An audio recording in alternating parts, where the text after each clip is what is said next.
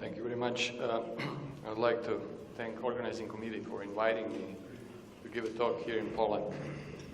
I enjoyed the visit so far and look forward to stay a couple more days. So I'm from University of Maryland in Baltimore and in the Department of Radiation Oncology, and we started treating patients there about 5 years ago when I came from Duke. We have a large program at Duke at the time. And we have BSD 500 machine, and treating an average about 35 to 40 patients a year at this point. So for us and for me, discussion whether hyperthermia is beneficial in combination with radiotherapy, I think is over. We treat those patients off the protocol. We don't need clinical trials. System that we use, BSD 500, is fully approved in the United States. For treatment of patients with superficial tumors. Reimbursement is not an issue. However, we're looking to move forward with some new directions. And the topic of my talk today is whether there is a role of immunotherapy in the clinical application of hyperthermia. We're moving in two directions in my department. We also have a proton center and treat about 100 patients on treatment currently, and would like to combine hyperthermia and proton. We know there's some biological rationale to do that. But today I'm going to just briefly give you an overview where we are now with immunotherapy. You heard this morning several talks that probably more elegantly explain the rationale for using immunotherapy, but I'm going to try to provide some rationale, present some of the preclinical data, and describe some clinical experience that we have, just case report, and some lessons that we learned from the first patients that we actually treated off protocol again, combining radiation hyperthermia and immunotherapy. And if time permits, I'm going to talk a little bit about some of the clinical trials that we're going to do. So this is what you see here is a well-known immunity cycle, and how immune response plays a role in cancer. And those are the steps that are very well understood. You heard this morning how this is important to release antigens with some cytotoxic agents, which is important for antigen presentation, and then the role of dendritic cells and priming of T cells, trafficking of T cells, and their movement in the tumor, and then killing of cancer cells. Sounds relatively simple when you look at that, but it's very complicated, as we heard this morning. So the question is, people are trying to intervene with any of those steps, and there are different strategies how you can intervene here to improve this cycle and be more efficient in immunotherapy. So as you all know, there is a whole list of drugs that are currently used, immune checkpoint inhibitors, that are approved for different disease. And there is a push, at least in the United States, to combine immunotherapy with radiotherapy. So there are a number of clinical trials recently going on with that treatment, and also figuring out what would be the best regimen and sequence. But we are here to talk about heat and see how heat might enhance immune response. Again, this morning, I'm not going to spend too much time. Those speakers are much more qualified to talk about this than I am, but just to remind you briefly, heat can contribute to cell killing, and there is no question about that. This is important because you will improve cell death, and certainly there will be significant antigen release there.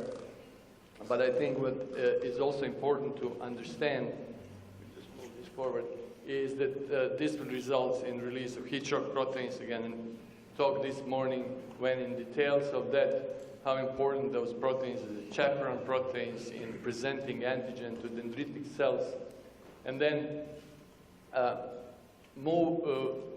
dendritic cells will then move to the lymphatic system, and then we'll have activation of those lymphocytes, and lymphocyte trafficking is very important. So hyperthermia, Dr. Paskey also mentioned that can improve blood flow, which is very critical to try to improve this trafficking.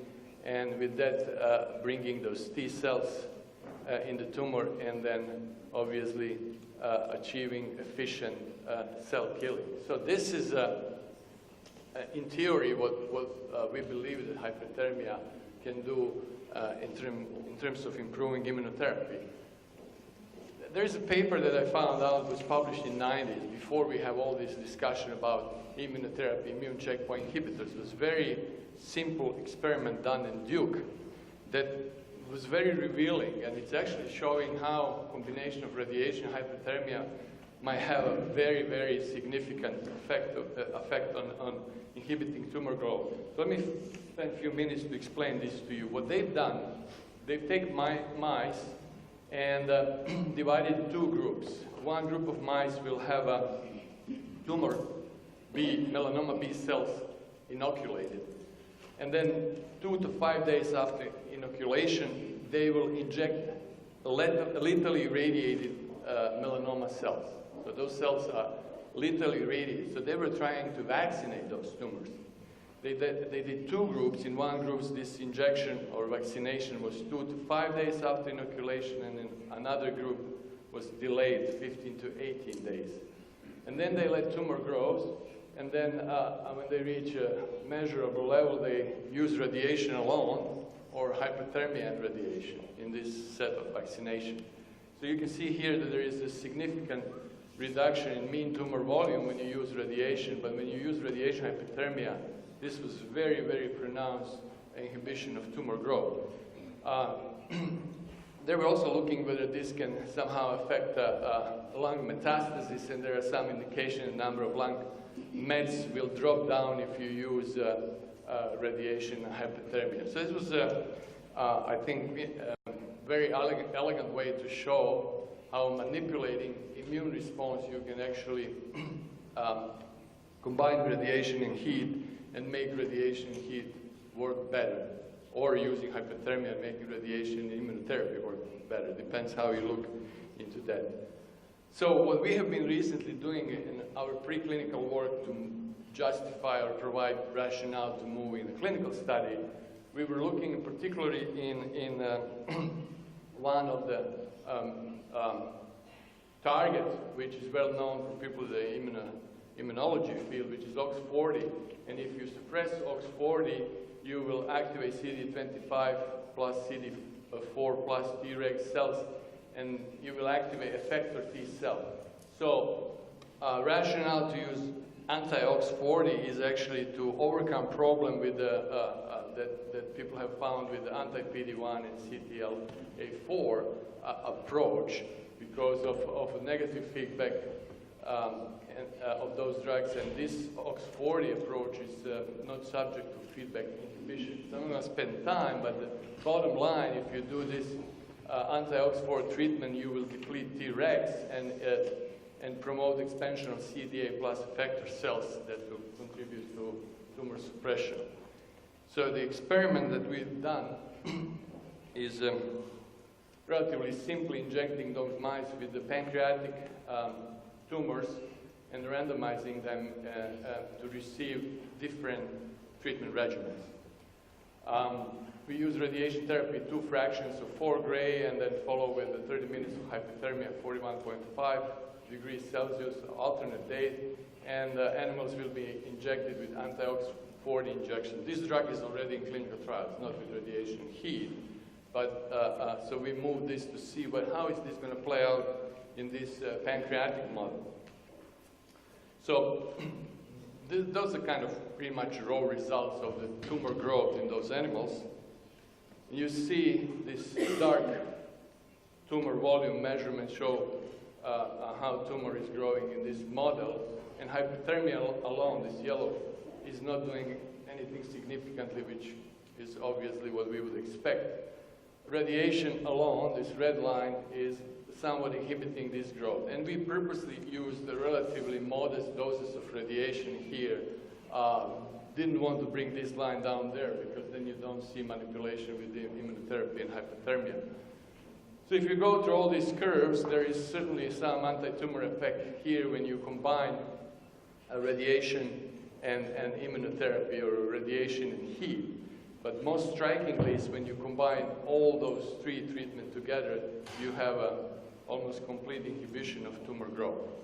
So that is very strong rationale, and obviously there are much more mechanistic studies that in this particular experiment I don't have time to go over that show how combining those three modalities you can significantly improve this, at least in preclinical settings. So I'm going to spend a few minutes now going to case reports where we treated patients that have been heavily pretreated with immunotherapy, and then we combined with the radiation, heat, and immunotherapy again. It was a melanoma patient that presented in 2009 with a melanoma on the buttock and had wide resection. Centennial node resection showed one of two positive nodes, and then there were no positive nodes in superficial inguinal node dissection, received adjuvant interferon. Patient then noted nodule on the left thigh, had PET CT scan and then biopsy, which was positive for melanoma. So it was a recurrence of melanoma, which BRAF positive, and developed intransigent mets after surgery, and went to receive this ipilimumab, immune checkpoint inhibitor, with concurrent radiation therapy.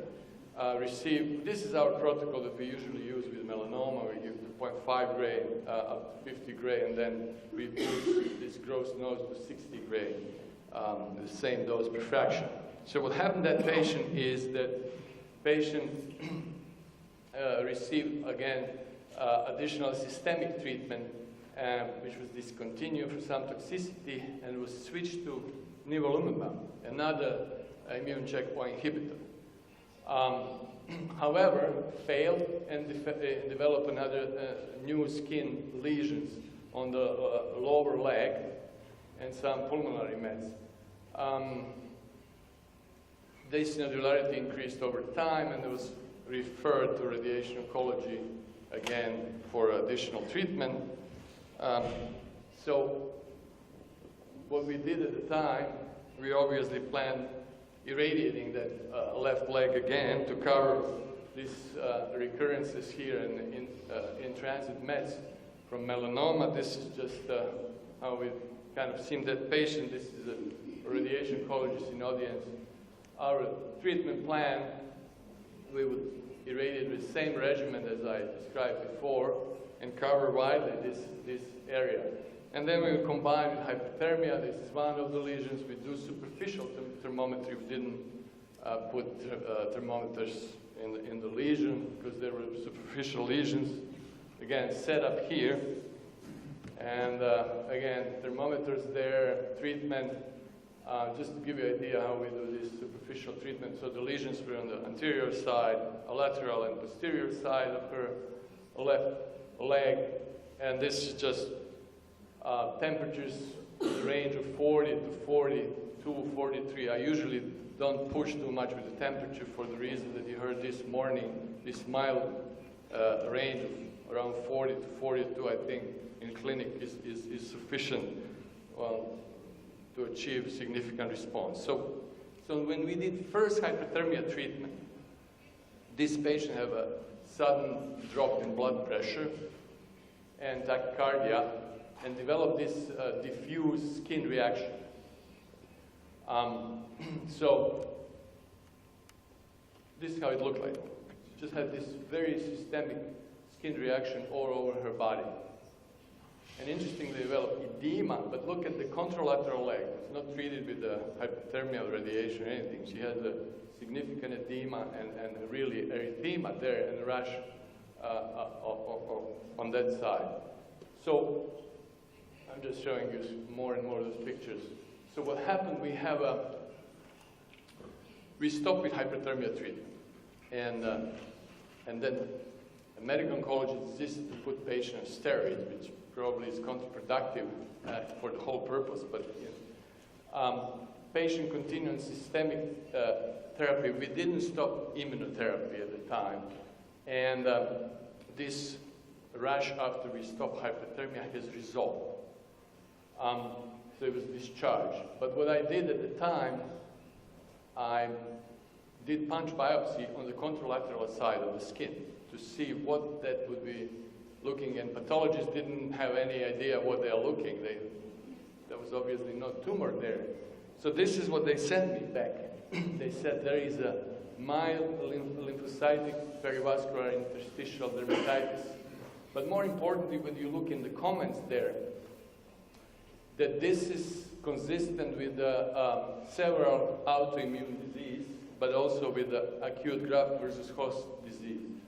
So patient that just was receiving immunotherapy previously, was receiving radiotherapy previously, the moment we give this hyperthermia treatment on several lesions there, develop this systemic immune response. So this is a lesson to learn. But with this,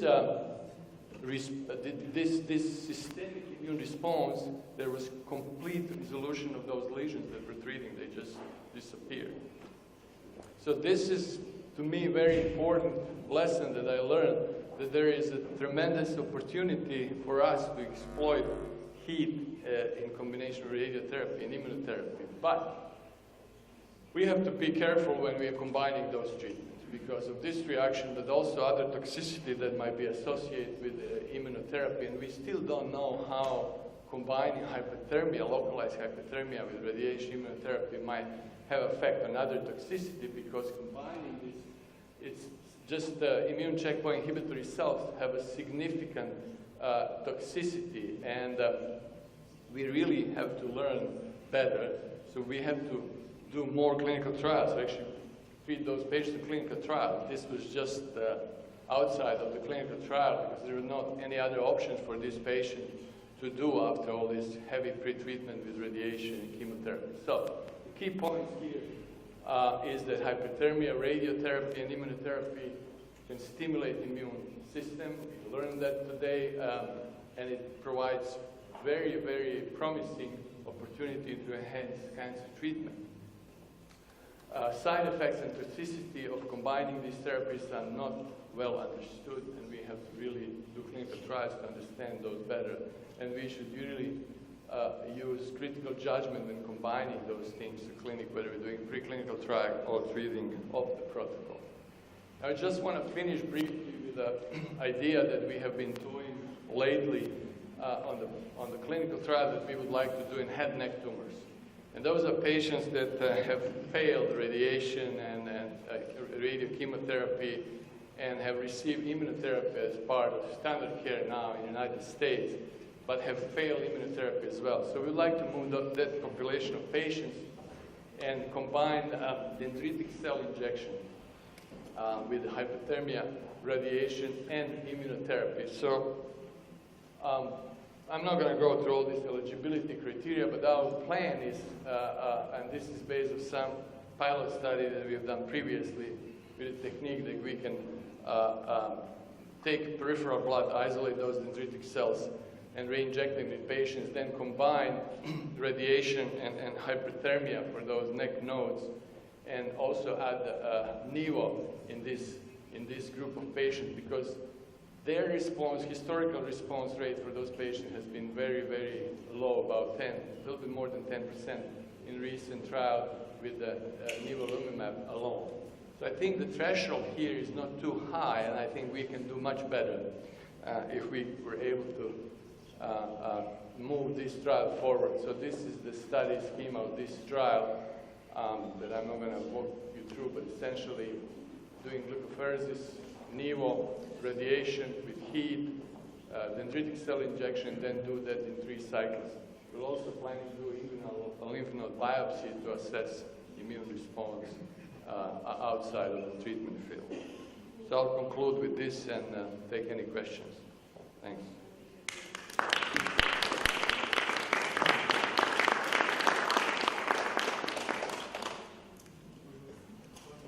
Stimulating talk.